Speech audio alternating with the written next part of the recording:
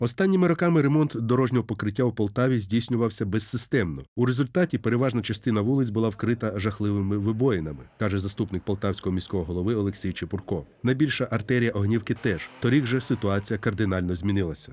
На прикладі Огнівки ми показали, що можна робити по-іншому. Ми зробили там справжній капітальний ремонт, ми там підготували нову основу, ми замінили ливневу каналізацію.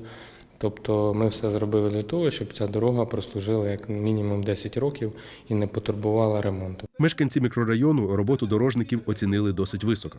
Зробили вже нормально, тобто зробили по уму, я сам строїтель бачив, тобто насипалася хороша підсипка, 2 слої асфальту з сітками, тобто, мені подобається, дай Бог, щоб так везде було.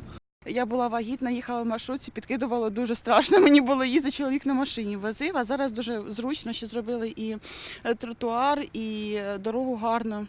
Секрет успіху у кардинальній зміні підходів до роботи. Раніше, у той час, як на більшості доріг міста ніяких робіт не проводилося взагалі, на окремих ділянках робилися капітальні ремонти. З часом такий контраст ставав усе більш помітним. Відтак Олексій Чепурко прийняв рішення суттєво збільшити кількість поточних ремонтів, аби вирівняти ситуацію з дорожнім покриттям одразу по всьому місту. А паралельно, підтримуючи його більш-менш нормальний стан, проводити й капітальні ремонти на окремих вулицях. Їх кількість буде трохи меншою від аналогічної за попередній період, але загалом по місту якість буде набагато вищою. Така оптимізація дозволить фіксувати результат і не повертатися щороку до ремонту одних і тих же доріг у збиток іншим.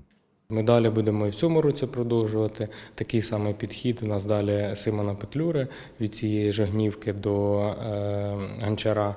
Ми там також будемо проводити реконструкцію з розширенням, з заміною старих комунікацій, тобто, щоб наші тролейбуси змогли туди їздити. Іншого шляху просто немає, бо, знову ж таки, новий асфальт на старі комунікації – це неправильно і це шлях нікуди. Анатолій Васевич, Павло Бардиш, телеканал «Центральний».